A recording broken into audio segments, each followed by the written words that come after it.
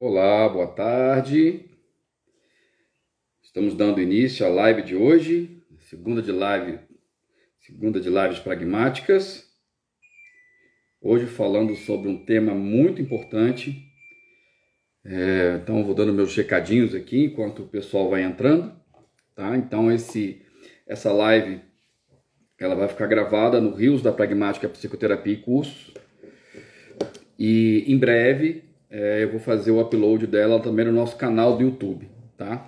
Então você pode, quem não teve a oportunidade aí de assistir o tempo inteiro, de ficar o tempo inteiro na live, pode acessá-la aí no final, tanto no Rios ou semana que vem, no nosso canal do YouTube. E não se esqueça de, quem não nos segue ainda, no nosso Instagram, passe a seguir a Pragmática Psicoterapia e Cursos para ter acesso aos nossos conteúdos e ser avisado, né, dos nossos conteúdos. Há vários conteúdos sobre análise do comportamento, sobre psicologia. Mesma coisa no nosso canal do YouTube, em que há vários vídeos, todas as nossas lives estão lá, e outros vídeos também, outros conteúdos, entrevistas, tem vários vídeos muito úteis para quem tem interesse em psicologia, psicologia clínica, análise do comportamento. Salve, José Marcelo, bem-vindo como sempre. Então vamos começar a nossa live, que é um assunto crucial quando a gente fala de psicoterapia. Até me surpreende, porque esse é um assunto que ele é abordado aquém da sua importância nos cursos de graduação, até nos cursos de pós-graduação. É muito raro você se deparar com algum terapeutizando que não tenha alguma questão relativa às habilidades sociais. Esse é um aspecto fundamental e tem dois autores que trabalham muito com isso no país, né, que é o Delprete.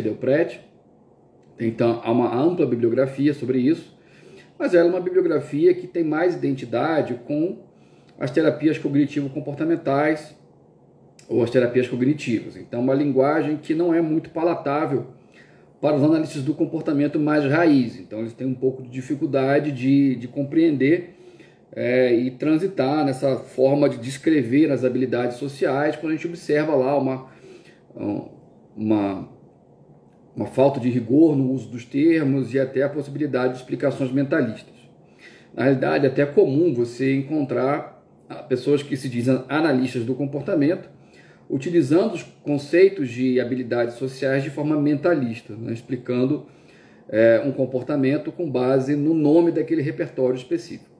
Então, as habilidades sociais, elas já começam com uma grande confusão, porque aqui a gente vai se deparar com uma categorização de comportamentos versus uma categorização de pessoas, de indivíduos. Então, quando a gente fala de habilidades sociais, nós estamos falando de três grandes conjuntos. E aí vai ficar um pouco mais claro a confusão que surge. Um grande conjunto é o conjunto da agressividade / abusividade. O segundo conjunto é o da passividade / submissão. E o terceiro conjunto, que é o que se considera socialmente habilidoso, é o conjunto da assertividade. E na literatura nós vamos ver, é muito comum, nós vemos pessoas sendo adjetivadas com o nome dessas categorias, desses conjuntos. Então, a pessoa ela é tida como agressiva, é tida como abusiva, é tida como passiva, submissa ou assertiva. Já de saída para uma visão behaviorista radical, por mais que eles tenham aquela compreensão do Skinner dos sistemas funcionalmente unificados de respostas, adjetivar pessoas, isso traz uma série de complicações filosóficas, inclusive a possibilidade de explicações mentalistas. Por exemplo, fulano grita com os outros. Por que ele grita com os outros? Ele grita porque ele é agressivo. Então, quando você utiliza o nome da categoria para adjetivar pessoas, isso aumenta a probabilidade de um uso mentalista do termo. Da mesma maneira, por que fulano não consegue dizer não? Porque ele é passivo, porque ele é submisso. É a mesma coisa. Então, você está explicando o comportamento a partir de um adjetivo que se torna um substantivo e acaba causando comportamento. Ou seja, a agressividade vai causar o comportamento de gritar com as pessoas, A submissão é também uma coisa que vai causar os comportamentos submissos, como, por exemplo, aceitar pedidos que são pouco razoáveis. Então a gente já começa com essa grande confusão aí. Então nós, analistas do comportamento, nós vamos preferir utilizar esses termos para adjetivar comportamentos e não pessoas. É claro que você pode adjetivar pessoas, na realidade, adjetivar certos sistemas de respostas, como o Skinner diz. Eu recomendo fortemente a leitura do Eu, no capítulo do Ciência e Comportamento Humano. Você pode dizer que uma pessoa é agressiva, por exemplo. Você não está falando que ela tem uma coisa dentro dela chamada agressividade em grande quantidade que causaria o comportamento agressivo. Na realidade, quando você fala que ela é uma pessoa agressiva, para Skinner, você está dizendo que ela apresenta uma frequência alta de respostas agressivas.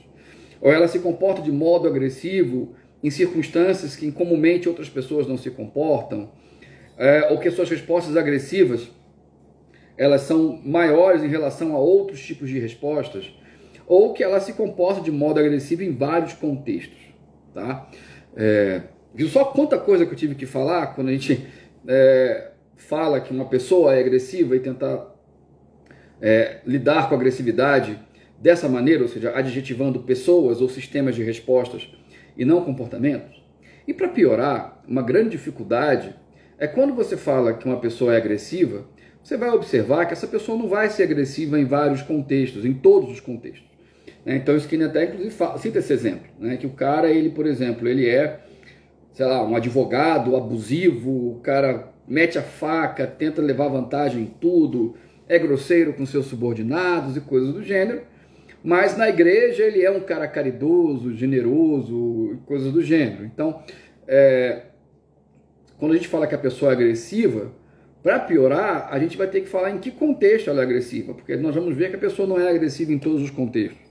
Da mesma maneira, uma pessoa assertiva, ela pode ser assertiva em algum contexto, por exemplo, em casa, mas no trabalho ela pode não ser assertiva.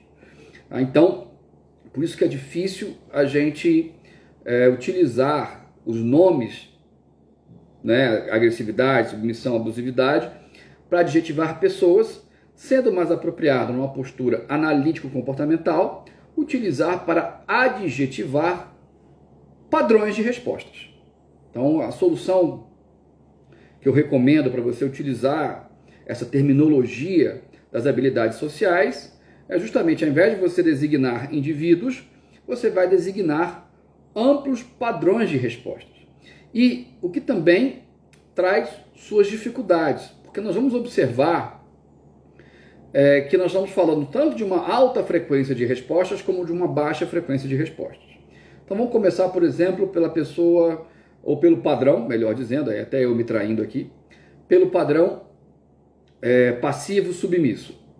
Então essa é uma pessoa que, por exemplo, ela tenderá nesse padrão, esse padrão é caracterizado com uma baixa frequência das respostas de dizer não.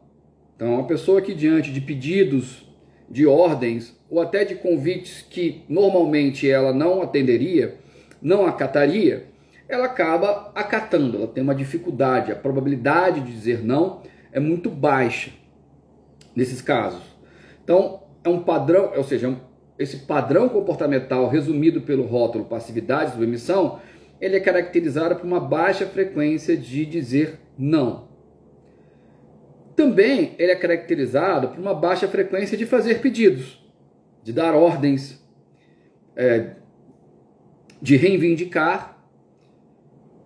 Ao mesmo tempo, nós observamos uma alta frequência de mandos disfarçados de tato. Então, é muito comum a gente observar, ao invés da pessoa fazer um pedido diretamente, falar assim, olha, gostaria que você fosse comigo a uma consulta médica, uma endoscopia, por exemplo, a pessoa fala, nossa, eu tenho uma endoscopia na quarta-feira, não tenho ninguém para ir comigo. Então você vai observar uma baixa frequência, um padrão que é caracterizado por uma baixa frequência de mandos diretos, vamos comigo na consulta de quarta, ou vamos comigo no meu exame de endoscopia, nós devemos observar uma alta frequência de mandos disfarçados de tato, do tipo, Nossa, eu tenho uma endoscopia na quarta e não tenho ninguém para ir comigo.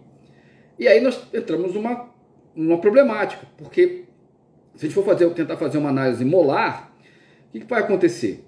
Nessa ampla classe descrita por submissão, passividade, nós vamos observar tantos comportamentos que têm uma frequência alta, como, por exemplo, emitir mandos disfarçados de tato, quanto comportamentos que têm uma frequência baixa, como a de emitir mandos diretos ou de negar. Outro comportamento que tem uma frequência baixa nesse padrão passivo e assertivo é o de expressar insatisfação. Raramente uma pessoa ela expressa insatisfação, ela relata para o outro o que o outro fez que a incomodou, o que o chateou, ou o comportamento que ela esperava da outra pessoa. É mais comum que ela dê uma indireta também utilize o mando disfarçado de tato como uma espécie de, utilizando muitas vezes o humor para tal. Então ao invés de falar assim, olha, poxa, você tem deixado a louça suja com muita frequência, eu estou me sentindo sobrecarregado, eu gostaria que você lavasse mais a louça. Seria uma resposta assertiva, por exemplo. É muito comum a pessoa falar assim, nossa, a louça vai começar a andar sozinha, né? Daqui a pouco não vai ter mais talher para a gente usar. Então, utiliza do humor uma alta frequência de mandos disfarçados de tato, como uma forma de expressar insatisfação, ao invés de emitir um mando direto, ou um tato, por assim dizer. Então nós vamos observar que nós vamos ter tantos comportamentos com baixa frequência, outros com alta frequência. Outro exemplo é a emissão de tatos distorcidos. Então, por exemplo, a pessoa ela não consegue negar diretamente. Ela fala assim, vamos comigo ali no museu, vai ter uma exposição nova no CCBB, que é o museu aqui em Brasília, vai ter uma exposição bacana que eu quero ver. A pessoa, ao invés de falar assim, poxa, cara, eu não curto muito o museu, ou essa exposição não me interessou, ele fala assim, poxa, já marquei de fazer compras com a minha mãe, meu pai teve um pico de pressão, ou seja, emite um tato distorcido, uma justificativa distorcida, com uma forma de evitar simplesmente o negar. Ao mesmo tempo, você vai observar uma alta frequência de respostas de justificativa. Então, voltando a esse exemplo do convite para ir no museu, vamos lá no CCBB ver aquela exposição. Ao invés da pessoa falar, cara, não, obrigado pelo convite, mas dessa vez eu não vou, a pessoa já dá logo uma justificativa. Ela começa assim, então, é que eu tinha marcado de fazer compras com a minha mãe, e ela está meio idosa, e, poxa, fica complicado eu desmarcar com ela em cima da hora, então, daí eu acho que dessa vez eu não vou poder ir contigo. Vocês perceberam a diferença na ordem?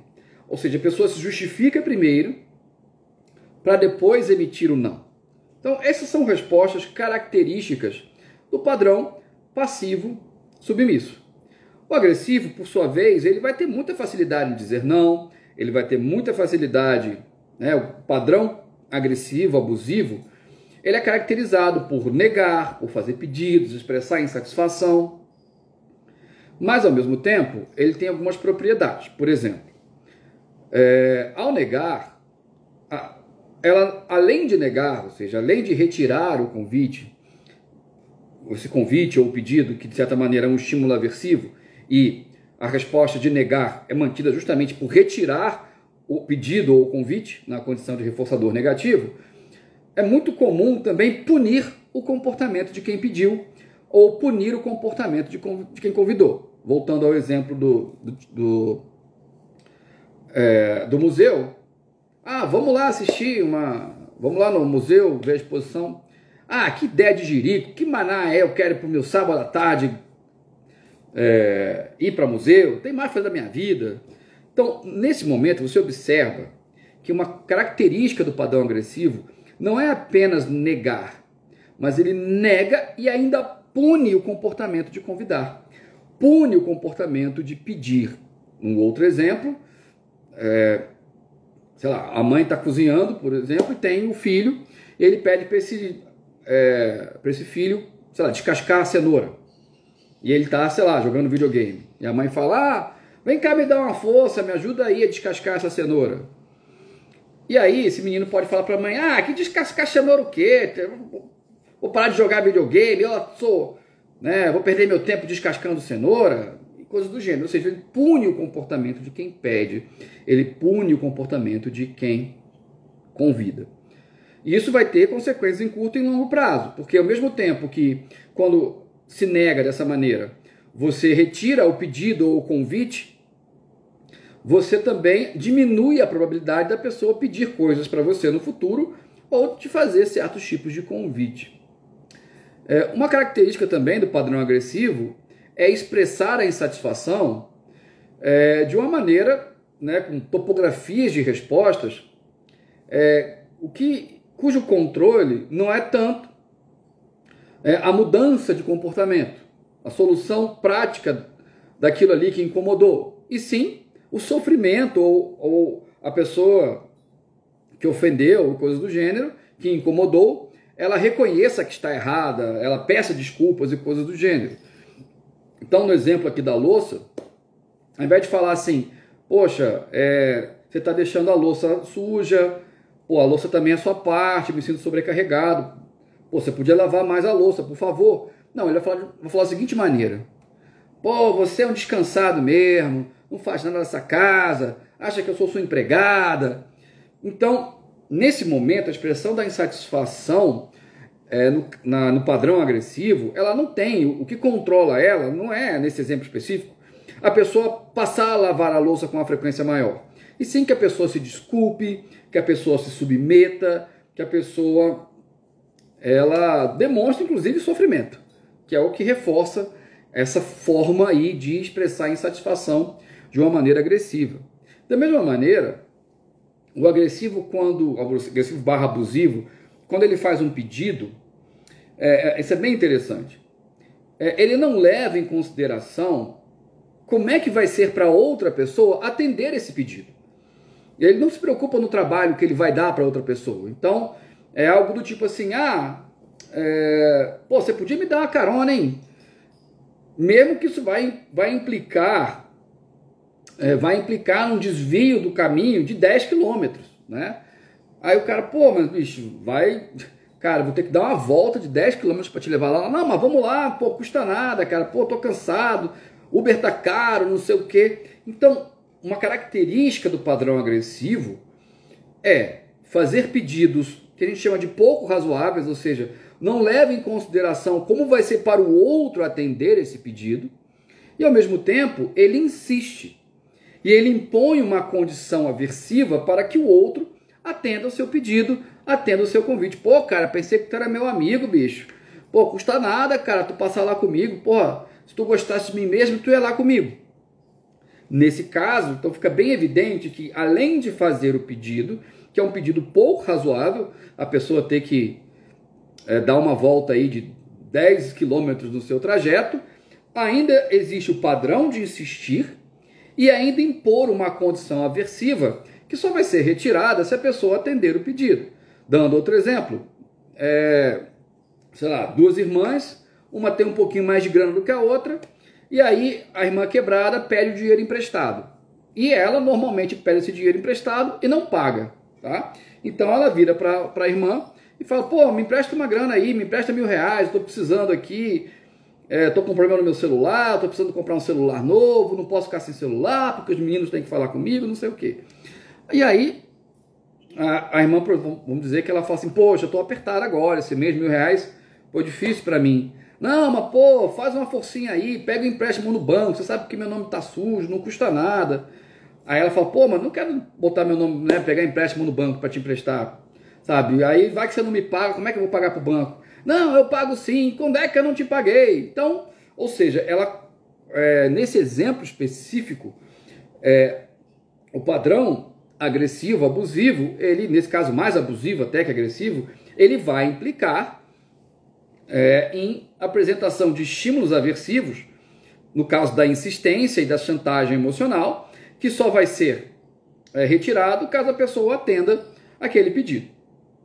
O que fica muito difícil de negar, é óbvio. Principalmente quando você nega de uma maneira passiva. Quando você já se justifica antes de dizer o não, você já está ali, você já está entrando no mérito da situação, aumentando muito a chance de acontecer uma argumentação.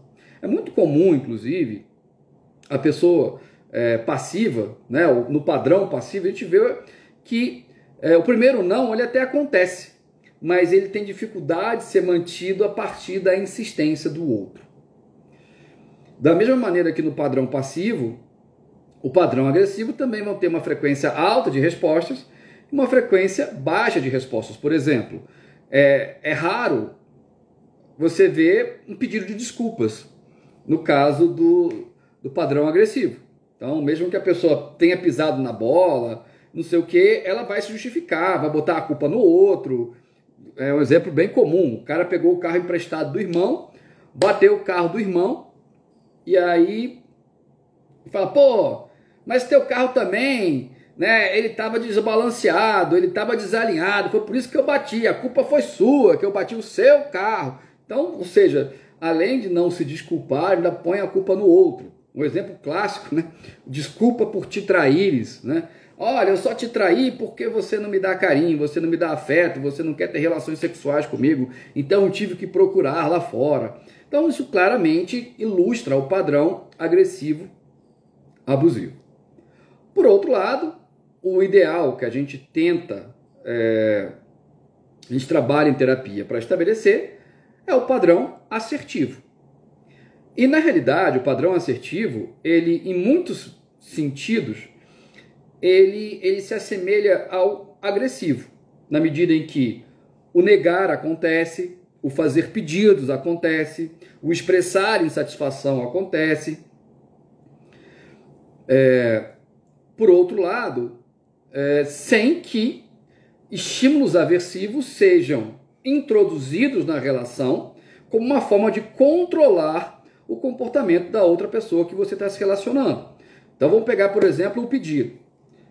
No padrão assertivo, o pedido sempre vai ser um pedido razoável. Então, a pessoa, olha,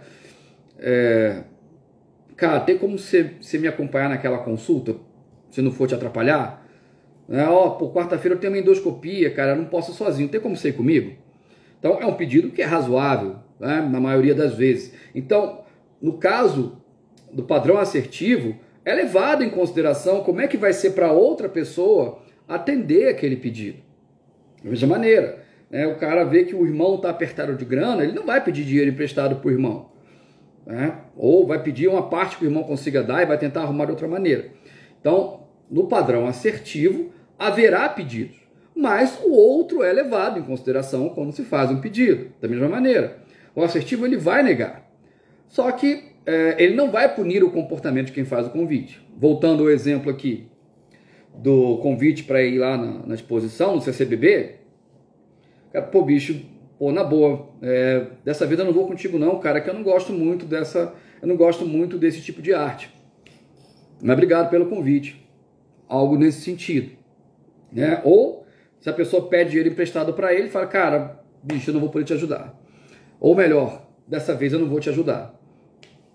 Mas por quê? Porque, olha, cara, das últimas vezes você não me pagou, realmente eu não quero passar por isso de novo, isso vai estragar nossa relação. Então, o assertivo ele vai negar, só que ele vai tentar minimizar o sofrimento de quem tem seu pedido negado. É óbvio que quem pede alguma coisa e tem o seu pedido negado sofre, isso é evidente, né? É a própria definição de frustração. Todavia, no caso, o padrão assertivo ele vai negar, mas ele vai tentar minimizar o sofrimento do outro e, principalmente, vai tentar minimizar a insistência. Então, é muito comum uma negativa do tipo, cara, não vou te emprestar dessa vez, por favor, não insista. Então, quando você nega e não se justifica, isso dá muito menos margem para argumentação, para insistência. E aí tem umas palavrinhas, eu posso até fazer uma live sobre isso no futuro, que são os autocríticos, que são palavrinhas também que são muito importantes. Quando a gente observa uma negativa no padrão passivo, por exemplo, ela é acompanhada de autocríticos que indicam pouca força, do tipo, cara, eu acho que eu não vou poder te ajudar, acho que não vai dar para ir, talvez fique difícil para mim, eu gostaria de mais. Então, esse tipo de de construção da sentença, esse tipo de palavra, isso de certa maneira mostra uma fraqueza de controle de estímulos. Em outras palavras, em termos cotidianos, a pessoa nega, mas de um jeito que parece para quem está pedindo que ela está na dúvida. E aí, se a pessoa está na dúvida, você está pedindo, está fazendo um convite, e você quer muito aquilo que você está pedindo, é óbvio que você vai insistir, principalmente no padrão abusivo. Já o assertivo, ele vai negar de uma maneira, no padrão assertivo, nega-se utilizando autocríticos que minimizem. Então, não é acho que não vou contigo, ou acho que não vou. Eu não vou. Nem fala não vou poder. Não quero, não vou, ou não tenho interesse por isso. E tá tudo bem. Daqui a pouco eu vou explicar, em termos de análise funcional, por que isso acontece dessa maneira. O assertivo, o padrão assertivo, também é caracterizado por expressar insatisfação, por pontuar, apontar aquilo que incomodou. Então, do tipo, cara, não gostei do jeito que você falou comigo, principalmente na frente das outras pessoas. Realmente fiquei bem chateado contigo. Por favor, no futuro, eu gostaria que você não me tratasse assim na frente dos outros. Essa é uma forma assertiva de expressar insatisfação. E ela contém 3 elementos. O comportamento da outra pessoa que incomodou. Por que incomodou? Qual a emoção que foi gerada pelo comportamento da outra pessoa, claro. E uma solicitação de mudança. É muito comum a gente ver tentativas de respostas assertivas que são incompletas. Ou a pessoa omite o que ela sentiu, ou ela omite o pedido de mudança. Isso é fundamental, porque o que controla prioritariamente o comportamento no padrão assertivo são mudanças práticas. É a resolução de situações práticas. Então, se alguém me pede dinheiro emprestado e eu não acho razoável aquele pedido de empréstimo, qual que é a consequência prática? Manter meu dinheiro e evitar que a pessoa insista naquele pedido. Essa é a consequência prática que controla o comportamento assertivo. Da mesma maneira, se eu vou fazer um pedido, se eu vou fazer um convite, o que controla o meu comportamento é que esse pedido seja atendido, que esse convite seja aceito.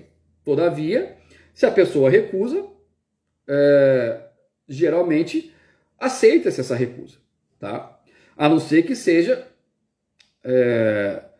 essa negativa não seja razoável, né? Então, vamos pensar o seguinte, marido e mulher morando na mesma casa, todos têm as mesmas responsabilidades. E a esposa fala para o marido, olha, eu queria que você levasse o lixo lá fora todo dia. Aí o cara, não, posso levar a cada 2 dias, não sei o quê, não tem problema nenhum. Ela fala, não, aqui em casa fica fedendo, eu quero que você leve todo dia.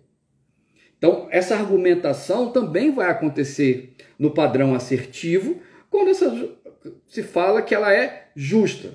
Em termos comportamentais, a palavra justa não ocorre. A gente vai falar muito mais em termos de distribuições igualitárias, de estímulos reforçadores e estímulos aversivos.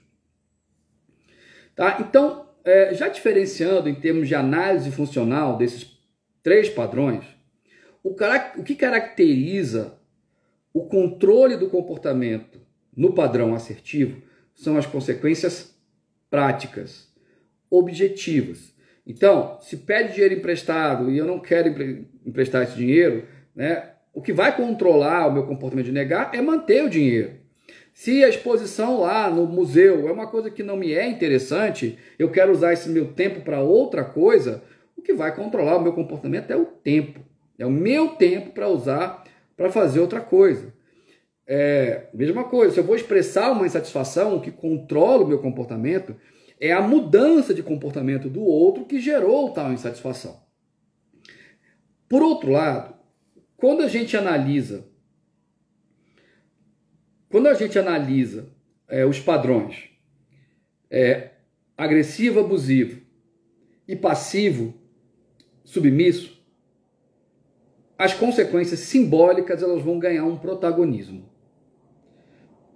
Principalmente no padrão passivo/submisso. O que eu quero dizer com isso? Expressões de desagrado do outro, por exemplo, têm uma forte função aversiva no controle das respostas passivas submissas. Eu vou explicar por que isso acontece. Então vamos pensar comigo. A irmã pede dinheiro emprestado. Se eu digo não, essa minha irmã vai ficar chateada comigo. Ela vai ficar triste. E aí, o que vai acontecer? Se ela vai ficar triste, é formada uma relação de equivalência entre se ela vai ficar triste, ela vai deixar de gostar de mim. E se ela deixar de gostar de mim, ela vai me abandonar. E se eu sou abandonado pela minha irmã, abandonada pela minha irmã, eu não sou uma boa irmã. Se eu não sou uma boa irmã, eu não sou uma boa pessoa. Então, uma cadeia bem complexa, bem longa, que eu falo de uma relação simbólica. Ou seja, a expressão de desagrado, em termos práticos, ela não faz diferença nenhuma. O dinheiro faz. Com o dinheiro que eu emprestei para minha irmã e ela não me devolveu, poxa, eu poderia comprar coisas, eu poderia pagar a entrada lá da exposição, eu poderia pagar a endoscopia, eu poderia pagar meu convênio para poder fazer a endoscopia. Então o dinheiro ele traz consequências práticas, mas a expressão de desagrado não. Ela só traz consequências simbólicas. E elas vão preceder essas relações simbólicas entre o modo como a pessoa se descreve e se percebe a partir das suas relações com as outras pessoas. Da mesma maneira, se a pessoa me chamou para assistir lá uma exposição no museu, cara, eu acho um saco. Mas a minha amiga, o meu amigo, ele acabou de se separar, tá precisando de uma força, eu vou lá com ele, senão ele vai achar que eu não tô nem aí para ele, ele não vai gostar de mim e não vai mais querer se relacionar comigo, eu vou ser abandonado e eu não valho nada como pessoa. Então é a mesma relação simbólica, em que o outro vai ganhar um protagonismo em relação a si mesmo. Então é muito comum quando você pergunta para pessoas, para terapeutizandos que apresentam esse padrão passivo, submisso, você pergunta para ela, vem cá, se eu fizesse um pódio das pessoas mais importantes da tua vida, está em que lugar? Certamente essa pessoa vai falar que ela não está em primeiro, porque geralmente o outro está em primeiro. E a nossa cultura, ela tem uma certa imposição nesse sentido. Na realidade, se a gente pegar a cultura brasileira, sul-americana, ser amado, pertencer, fazer parte, ser benquisto, ser amado, tem um grande valor social. É como se fosse sinônimo de que você tem um valor como pessoa, como se você se realizasse a partir do seu sucesso nas relações pessoais. E isso é muito importante. Inclusive, é uma das razões pelas quais a gente acha os portugueses grosseiros. Porque os portugueses eles não estão tão aí para essas coisas, ou os europeus, de modo geral. Então, quando você emite um mando disfarçado de um português, por exemplo, ele não vai reforçar seu mando disfarçado de tato. A gente acha até que eles são burros ou que eles são grossos, mas de fato não. É uma outra maneira de se relacionar.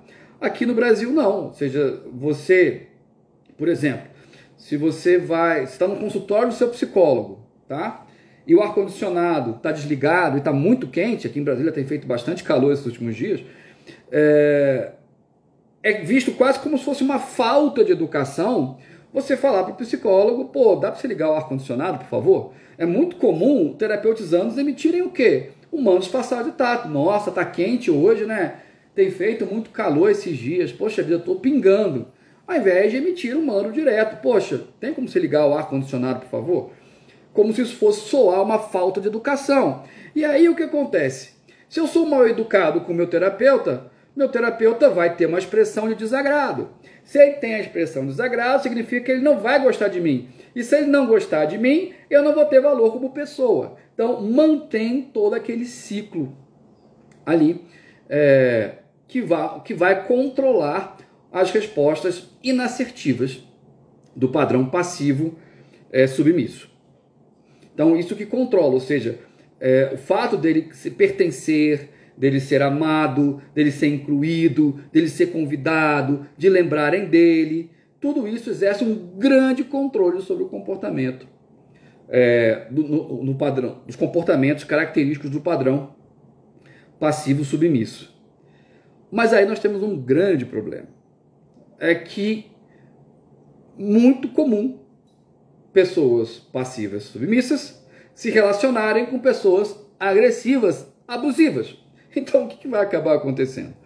É muito comum que toda essa deferência que o passivo submisso dá às outras pessoas, de certa maneira, ele vai esperar receber em troca.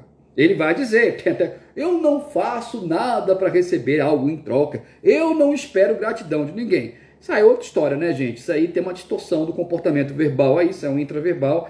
A gente até pode conversar sobre intraverbais, seria uma boa live, inclusive, no futuro. Né?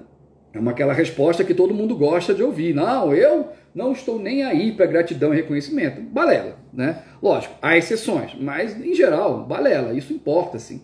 Então, o que vai acontecer? A pessoa vira e fala, poxa, acabou de emprestar a grana para o irmão, para a irmã. Daqui a um ano, ela precisou de grana, pediu para a irmã não emprestou. Ela, mas ela tá viajando para o exterior, tá torrando não sei o que lá, tá sempre tá sempre embalada a cara e não tem dinheiro para me emprestar. Então, isso acaba gerando um grande problema nas relações afetivas.